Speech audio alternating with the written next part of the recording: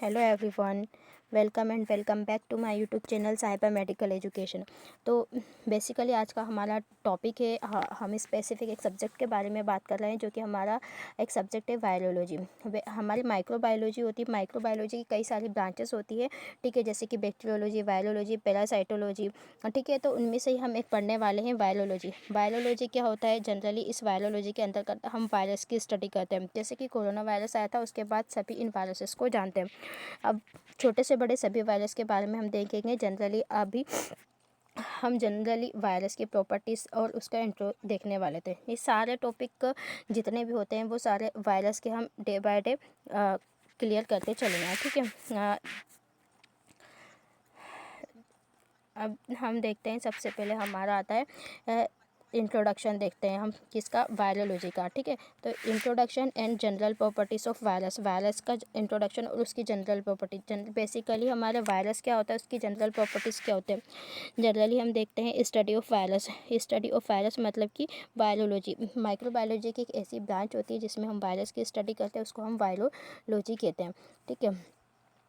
ये जो जैसे कि वायरस की स्टडी को वायरोलॉजी बोलते हैं, उसी तरह जो बैक्टीरिया होता है उस बैक्टीरिया की स्टडी को हम क्या कहते हैं?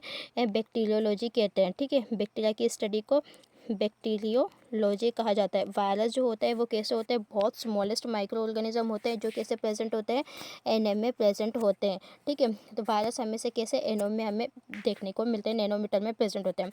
वायरस क्या होता है? वायरस स्मॉलेस्ट ऑब्लिगेट और इन्फेक्शियस एजेंट होता है। वायरस कैसा होता है? वायरस बहुत ज़्यादा स्मॉलेस्ट होता है, बहुत छोटा होता है, ऑब्लिगेट होता है और इंट्रासेल्युलर इन्फेक्शियस एजेंट होता है, ठीक है। इंट्रासेल्युलर इन्फेक्शियस एजेंट होता है जो क्या करता है? That replicate infectious host cell, ठीक है। ये जो होस्ट सेल होती है उसके अंदर रेप्लिकेट करता है, उसको इन्फेक्ट करता है, ठीक है। और ये होस्ट सेल को ही इन्फेक्ट करता है और होस्ट सेल के अंदर ही इन्फेक्शन करता है। ये इन्वायरमेंट में प्रेजेंट है तो ना के बराबर होता है, इसमें कोई इन्फेक्शन नहीं करता। लेकिन जब किसी लिविंग के अंदर जाता है तो ये क्या करेगा? इन्फेक्शन कॉज करने के लिए कैपेबल होता है, ठीक है। जो वायरस होता है जनरली ड्यूअल नेचर में प्रेजेंट होता है, ठीक है। तो ये वायरस होता है, ये कैसा होता है? ड्यूअल नेचर का होता है। वायरस जो होता है, वायरस को जनरली कहाँ रखा गया है? तो वायरस को बॉर्डर लाइन पर रखा गया था। जनरली अगर पूछा जाए तो वायरस लिविंग होता है या नॉन लिविंग होता है, तो वायरस जो होता है लिविंग और नॉन लिविंग दोनों नहीं होता है, ठीक है। जब बॉडी के बाहर होता है, ठीक है, जब वायरस बॉडी के बाहर होता है तो वो कैसा होता है? नॉन लिविंग होता है, ठीक है। और जब वो बॉडी के अंदर प्रेजेंट होता है, क्या होता है? इनसाइड, ठीक है, आउटसाइड नहीं होएगा। ये कैसा होता है? बॉडी के अंदर जब प्रेजेंट होता है तो लिविंग होता है, और जब बॉडी के आउटसाइड में प्रेजेंट होता है तो वो क्या होता है? नॉन लिविंग होता है, ठीक है। जब वायरस सेल के अंदर प्रेजेंट होता है तो वो लिविंग कंडीशन में होता है, और जब सेल के बाहर होता है तो नॉन लिविंग कंडीशन में होता है। जब भी होस्ट के अंदर इन्फेक्शन एंट्री करेगा तो इन्फेक्शन कॉज करने लगेगा, ठीक है। जैसे कि ब्रोक्यूलेट्स और इक्यूलेट्स होते हैं, ठीक है। तो ये जो वायरस होता है इसके अंदर जेनेटिक मटेरियल होता है, ठीक है। ये क्या कंटेन करेगा? ये या तो डीएनए कंटेन करेगा या आरएनए कंटेन करेगा, बट नेवर बोथ है।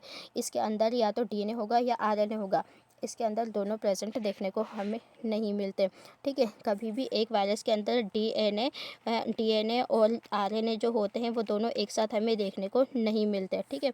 जो वायरस होता है, वायरस के सराउंडिंग एक कोड्स हमें देखने को मिलती है, ठीक है। एक प्रोटीन की कोड होती है, इसको हम कैप्सिड कहा जाता है, ठीक है। इसके अंदर वायरस का जेनेटिक मटेरियल होता है। ये जो जेनेटिक मटेरियल होता है ये कैसा होता है? या तो डीएनए होता है या फिर आरएनए होता है, ठीक है। ये दोनों इसके अंदर हमें देखने को नहीं मिलते। ये क्या करता है? ये मल्टीप्लाई करता है, किसके थ्रू? कॉम्प्लेक्स प्रोसेस के थ्रू मल्टीप्लाई करता है, ठीक है। और नॉट बाय बाइनरी फिजन, ठीक है। ये कॉम्प्लेक्स प्रोसेस के थ्रू मल्टीप्लिकेशन करता है, बाइनरी फिजन के थ्रू रेप्लिकेशन नहीं करता। बाइनरी फिजन जो होता है वो कहाँ होता है? प्रोक्यूलेट्स में होता है, जैसे कि बैक्टीरिया में, ठीक है। जो वायरस होता है उसका रेप्लिकेशन कॉम्प्लेक्स प्रोसेस के थ्रू होता है, ठीक है। ये हमें ध्यान रखना है कि वायरस का बाइनरी फिजन नहीं होता, ठीक है। अब जो वायरस होता है, वायरस को ग्रोथ करने के लिए किस चीज़ की ज़रूरत होती है? तो वायरस को ग्रोथ करने के लिए एक लिविंग सेल की ज़रूरत होती है, ठीक है। किसकी ज़रूरत होती है? लिविंग सेल जो होती है उसकी ज़रूरत होती है। किसके लिए? वायरस को मल्टीप्लिकेशन के लिए, ठीक है। इस मल्टीप्लिकेशन के लिए वायरस को लिविंग सेल की ज़रूरत होती है, ठीक है। इसके हाँ देखो, they require living cell for their multiplication. जब भी ये मल्टीप्लिकेशन करेगा, ग्रोथ करेगा इसको, तो उसके लिए क्या ज़रूरत होती है, इसको लिविंग सेल की ज़रूरत होती है। ठीक है, जो होस्ट सेल जो होता है, होस्ट सेल का एंजाइम होता है उसका यूज़ करके क्या करता है, ये रेप्लिकेशन करता है। ठीक है, तो जो वायरस होता है इसके अंदर एंजाइम एब्सेंट होते हैं या lake of enzyme, they lake of enzyme necessary for their nucleic acid. जो न्यूक्लिक एसिड होता है उसके लिए ज़रूरी एंजाइम होता है, वो इसके पास नहीं होते हैं। ठीक है, यूकेरियोट और प्रोकैरियोट से डिफरेंट होता है। ये कैसा होता है, स्मॉल होता है। किससे, बैक्टीरिया से। तो वायरस जो होता है बैक्टीरिया के कंपैरिजन में स्मॉल होता है। Then pass by bacterial filter, then ये क्या करता है, बैक्टीरियल फिल्टर के थ्रू पास हो जाता है। ठीक है, जो वायरस होता है उसका नेचर कैसा होता है, बहुत प्रिमिटिव माइक्रो ऑर्गेनिज्म होते हैं जो कि ह्यूमन को इन्फेक्शन कॉज करता है। इसके 3-4 चीज़ें हम देख लेते हैं जो कि बहुत ज़्यादा इंपॉर्टेंट होती है।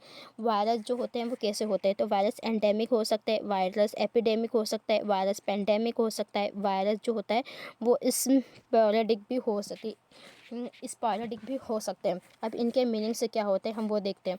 ठीक है, एंडेमिक देखते हैं हम। एंडेमिक के आपसे आप क्या समझते हैं, जैसे कि एक निश्चित एरिया या है जहाँ पर कोई डिसीज़ लगातार हो रही है, जैसे निरंतर डिसीज़ हमें देखने को मिल रही है, उसको कहते हैं हम एंडेमिक। जैसे कुछ वायरस लगातार एरिया में देखने को मिल रहे हैं, जैसे कि एमपी में लगातार हमें कोई डिसीज़ देखने को मिले लाइक हेपेटाइटिस। तो हेपेटाइटिस जो है वो एक एंडेमिक डिसीज़ हो रहा है जो कि एक पार्टिकुलर एक निश्चित एरिया में लगातार हमें देखने को मिल रही है, उसे हम एंडेमिक बोलते हैं। उसका एग्जांपल रखा हमने हेपेटाइटिस। एपिडेमिक क्या है, जैसे कि किसी भी क्षेत्र में एकदम से किसी डिसीज़ का आ जाना। ठीक है, जैसे कि किसी पार्टिकुलर एरिया में, किसी भी एरिया में हमें कोई भी डिसीज़ जो है, कोई भी वायरस एकदम से आउटब्रेक होता है, बहुत ही एपिडेमिक। जैसे एपिडेमिक मानसून सीजन में एपिडेमिक जो डिसीज़ होती है वो क्या होती है, डेंगू होती है, जो कि हमें एकदम से आउटब्रेक होता है, एकदम से हमें देखने को मिलती है। जैसे कि डेंगू एक पर्सन में हुआ, फिर दूसरे पर्सन में हुआ, जैसे साल के सारे पूरा एरिया पूरा गाँव कवर हो गया, तेज़ी से फैल रही है। ठीक है, अब पेंडेमिक का मतलब होता है महामारी। जैसे कि कोई बड़े क्षेत्र में, पूरे विश्व में कोई बीमारी फैल रही है, जैसे कि कोरोना वायरस। ये एक महामारी है जिसमें हमें कोरोना का इन्फेक्शन देखने को मिलता है, जहाँ पर पूरे के पूरा कम्युनिटी में ये फैल गई थी। ठीक है, पूरे विश्व में ये देखने को मिला था। ये होती है हमारी पेंडेमिक। ठीक है, अब स्पोरेडिक मतलब ऐसी डिसीज़ जो कि कभी कभी कहीं कहीं पर हमें देखने को मिलती है, जैसे कि रेबीज़ वायरस होता है। ठीक है, ये हर जगह नहीं होती, लेकिन कहीं पर और कभी कभी हमें देखने को मिलती है। ठीक है, जो वायरस होते हैं बहुत ज़्यादा स्मॉलेस्ट होते हैं। इसको देखने के लिए हमें इलेक्ट्रॉन माइक्रोस्कोप की ज़रूरत होती है। हम इसको नॉर्मल माइक्रोस्कोप से नहीं देख सकते। ठीक है, तो वायरस को जो होते हैं उसको देखने के लिए हमें इलेक्ट्रॉन माइक्रोस्कोप की ज़रूरत होती है, ये हमें याद रखना है। वायरस के अंदर ना तो कोई सेल ऑर्गेनेल्स होते हैं, ना सेल मेम्ब्रेन्स होती है। ठीक है, और ये जो वायरस होता है हमारे आर्टिफिशियल कल्चर मीडिया में ग्रोथ नहीं कर सकता। ठीक है, माइक्रो ऑर्गेनिज्म जो होते हैं उसके अंदर कोई भी सेल ऑर्गेनिज और सेल मेम्ब्रेन्स प्रेजेंट देखने को नहीं मिलती है। ठीक है, देन जो वायरस होता है, वायरस को ग्रोथ कराने के लिए हमें लिविंग ऑर्गेनिज्म की ही ज़रूरत होती है। वायरस को हम कभी भी आर्टिफिशियल कल्चर मीडिया पर ग्रोथ नहीं करा सकते, जबकि बैक्टीरिया की ग्रोथ को हम आर्टिफिशियल कल्चर मीडिया में ऑब्जर्व कर सकते हैं। ठीक है, यहाँ तक का क्लियर है, यहाँ तक का सारा पॉइंट क्लियर होगा सभी को, सारा क्लियर होगा। जैसे जो वायरस होते हैं रैपिड इवोल्यूशन एंड म्यूटेशन देखने को मिलता है वायरस का। देन रेसिस्टेंस जो होती है वो कैसा होता है, रेसिस्टेंस होता है एंटीबायोटिक के प्रति रेसिस्टेंस होता है हमारा कौन सा वायरस। जैसे कि HIV वायरस हो गया, ये क्या होता है, HIV के प्रति क्या होता है, रेसिस्टेंस होता है। ठीक है, ये रैपिड इवोल्यूशन रैपिड म्यूटेशन करता है। रैपिड म्यूटेशन या फिर रैपिड इवोल्यूशन क्या होता है, रैपिड इवोल्यूशन एंड म्यूटेशन। जैसे कि कोई भी वायरस जो होता है बहुत जल्दी अपनी प्रॉपर्टी को चेंज कर लेता है। जैसे कोविड-19 का नया वेरिएंट आया, जैसे कि एक वायरस आया, इसके अगेंस्ट क्या करा हमने, एक वैक्सीन बनाई। ठीक है, ये वैक्सीन हम इंजेक्ट करेंगे, तो जैसे भी हमारी बॉडी के अंदर कभी वैक्सीन वो इंटर करा, तो ये जो वायरस था उसने क्या करा, म्यूटेशन कर लिया। उसने क्या करा, अपनी जेनेटिक प्रॉपर्टीज़ जो होती है उसको ही क्या कर लिया, चेंज कर लिया। जेनेटिक प्रॉपर्टी को ये क्या करेगा, चेंज कर लेगा। तो फिर हमें क्या करना पड़ेगा, दोबारा से इसकी वैक्सीन बनानी पड़ेगी। इसके लिए हम क्या करेंगे, न्यू वैक्सीन बनाएंगे, क्योंकि ये क्या करता है, इसके ऊपर काम नहीं करेगा। तो ये क्या करता है, जेनेटिक म्यूटेशन, जेनेटिक कोड होता है उसको चेंज कर लेता है। देन ये एंटीबायोटिक जो होते हैं उसके प्रति रेजिस्ट होता है। यहाँ तक का क्लियर समझ में आ गया होगा सभी को। अब देखते हैं हम वायरस की नेक्स्ट प्रॉपर्टी, जिसके अंदर हम DNA और RNA वायरस देखने वाले हैं। ठीक है, तो अब हम देखते हैं वायरस जो होते हैं, वायरस के अंदर या तो फिर DNA होगा और या फिर RNA होगा। ठीक है, तो सबसे पहले हम DNA वायरस देखते हैं। DNA वायरस जिसके अंदर डीऑक्सी राइबोन्यूक्लिक एसिड होता है, और RNA वायरस जिसके अंदर राइबोन्यूक्लिक एसिड होता है। ठीक है, जो DNA वायरस होता है, DNA वायरस में हम देखते हैं कौन कौन से होते हैं। तो DNA वायरस आता है हमारे pox virus, parvo virus, papova virus, parvo virus, papilloma virus, herpes virus, adeno virus, hepatitis virus. ये सारे वायरस जो होते हैं वो कैसे होते हैं, DNA वायरस होते हैं, जो क्या कंटेन करता है, डीऑक्सी राइबोस शुगर। क्या करता है, डीऑक्सी राइबोस शुगर क्या करता है, कंटेन करता है। डीऑक्सी राइबोस शुगर को ये कंटेन करता है। ठीक है, उसके बाद जो RNA वायरस होता है वो क्या करता है, राइबोस शुगर कंटेन करता है। क्या करता है, राइबोस शुगर कंटेन करता है। ठीक है, अब RNA वायरस जो होते हैं वो कौन कौन से होते हैं, जैसे कि कोरोना वायरस RNA वायरस है, पिकोना वायरस, ठीक है, paramyxo virus, rhabdo virus, retro virus, reo virus, rota virus, toga virus और फ्लेवी वायरस। ये सारे के सारे जो वायरस होते हैं वो सब RNA वायरस की कैटेगरी में आते हैं। ठीक है, तो हमने DNA और RNA वायरस दोनों देख लिया। अब हम देखते हैं वायरस क्या होता है। वायरस कौन कौन से होते हैं और क्या क्या होते हैं। जैसे कि सबसे पहले हम देखते हैं वायरस क्या होता है। वायरस क्या होता है, smallest obligate intracellular infective agent होता है। ठीक है, सेल के अंदर रहता है और उसको इन्फेक्शन कॉज करने के लिए करता है। ठीक है, अब हम देखते हैं विलियन जो होता है वो क्या होता है, एक कंप्लीट वायरस पार्टिकल होता है। ठीक है, जो क्या करता है, विथ ऑल कंपाउंड, ठीक है, दैट कैपेबल इन्फेक्शन होस्टल। इसके अंदर ऑल इसके जो ऑल कंपोनेंट होते हैं वो क्या करते हैं, कैपेबल होते हैं किसी भी होस्ट सेल को और डिसीज़ करने के लिए और उसको इन्फेक्ट करने के लिए। तो वायरस क्या होता है, smallest obligate intracellular infective agent होते हैं। और जो विलियन होता है ये क्या होता है, कंप्लीट वायरस पार्टिकल होता है, जो क्या करता है, होस्ट सेल को इन्फेक्ट करने के लिए रिस्पॉन्सिबल होता है, जिसमें कंप्लीट पार्टिकल होते हैं जो कि सारे के सारे कंपोनेंट होते हैं, जैसे कि DNA RNA, और होस्ट सेल को इन्फेक्ट कर सकते हैं। ठीक है, उसके बाद हम देखते हैं विलियोइड क्या होता है। विलियोइड एक इन्फेक्शियस एजेंट होता है। ये क्या करता है, ओनली प्लांट को इन्फेक्ट करता है। वायरस क्या होता है, इन्फेक्शियस एजेंट होता है, ओनली ये प्लांट को इन्फेक्ट करता है। और ये क्या कंटेन करता है, इसके अंदर हमें देखने को मिलता है सिंगल स्टैंडर्ड RNA। ठीक है, RNA भी जो होता है वो कैसा होता है, सिंगल स्टैंडर्ड RNA इसके अंदर हमें देखने को मिलता है। जैसे डबल स्टैंडर्ड सिंगल स्टैंडर्ड होता है, तो इसके अंदर RNA होता है, लेकिन सिंगल स्टैंडर्ड होता है, इसके अंदर कैसे होते हैं, सिंगल स्टैंड हमें देखने को मिलती है RNA की। ठीक है, तो विलियोइड क्या होता है, इन्फेक्शियस एजेंट होता है जो प्लांट को इन्फेक्ट करता है। इसके अंदर प्रोटीन की कोड नहीं होती है, और ये जो RNA होता है वो सिंगल स्टैंडर्ड होता है। ठीक है, अब लास्ट है प्रायोन्स। प्रायोन से क्या होता है, प्रायोन से जो होते हैं वो कोई वायरस नहीं है। प्रायोन्स जो होते हैं उसको हम कह सकते हैं ये प्रोटीन के मिसफोल्डेड होते हैं। ठीक है, तो जो प्रायोन्स होते हैं ये डिसीज़ कॉज कर सकते हैं, लेकिन ये वायरस नहीं होते हैं। प्रायोन्स जो होते हैं प्रोटीन मिसफोल्डेड होते हैं, जो क्या कर सकते हैं, डैमेज कर सकते हैं हमारे नर्वस सिस्टम को।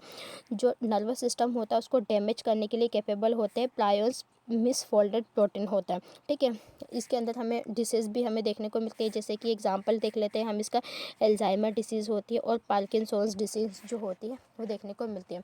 तो जैसे कि हमारा नॉर्मल प्रोटीन होता है तो वो क्या होता है, अमाइनो एसिड की स्पेसिफिक चेन से मिलकर बने होता है। जैसे कि स्पेसिफिक देखते हैं हम PRPC, ये नॉर्मल प्रोटीन होती है।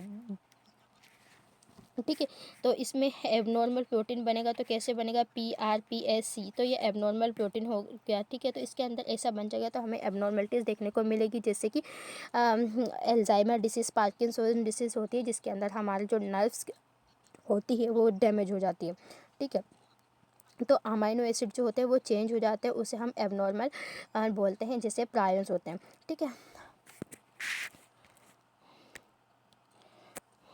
उसके बाद आता है हमारा वायरस। जो वायरस होते हैं, वायरस का साइज़ हम देखते हैं, क्या देखते हैं, वायरस के साइज़ हम देखते हैं। तो वायरस का जो साइज़ होता है वो 20 से 400 जो नैनोमीटर होता है, वो वायरस का हमें साइज़ देखने को मिलता है। ठीक है, नैनोमीटर में हमें देखने को मिलता है, एनएम में हमें देखने को मिलता है। ठीक है, स्मॉलेस्ट वायरस और लार्जेस्ट वायरस, ये दोनों ही वायरस सबसे ज़्यादा इंपॉर्टेंट है, एग्जाम में पूछे जाते हैं। वायरस की साइज़ देखते हैं हम, स्मॉलेस्ट वायरस कौन सा होता है, तो स्मॉलेस्ट वायरस जो होता है वो पर्वो वायरस होता है, जिसका डायमीटर होता है 20 नैनोमीटर का। ठीक है, तो सबसे छोटा या स्मॉलेस्ट वायरस की हम बात कर रहे हैं तो वो 20 नैनोमीटर का होता है, और उसका जो डायमीटर वो जो होता है वो पर्वो वायरस होता है, जो 20 नैनोमीटर का होता है। और लार्जेस्ट वायरस जो होता है, सबसे बड़ा वायरस जो होता है वो होता है स्मॉल पॉक्स। स्मॉल पॉक्स जो होता है उसका जो साइज होता है वो 400 नैनोमीटर का होता है। ठीक है, तो हमने देख लिया सबसे बड़ा और सबसे छोटा वायरस कौन कौन से होते हैं। ठीक है, तो ये जो सारी चीज़ें थी बेसिक जनरली वायरस की प्रॉपर्टी और उसका इंट्रोडक्शन हमने देख लिया क्या क्या होता है। आई होप आप सभी को ये क्लियर अच्छे से समझ में आया होगा। ठीक है, अब इसका साइज शेप क्या होता है, किस तरह से दिखाई देता है, वो हम नेक्स्ट क्लास में कवर करेंगे। ठीक है, ये सारा इंपॉर्टेंट जो बेसिक था वो आगे की क्लास के लिए बहुत इंपॉर्टेंट है। आप ये क्लास अच्छे से समझ लेंगे तो आगे की क्लास आपको इजीली समझ में आने लगेगी।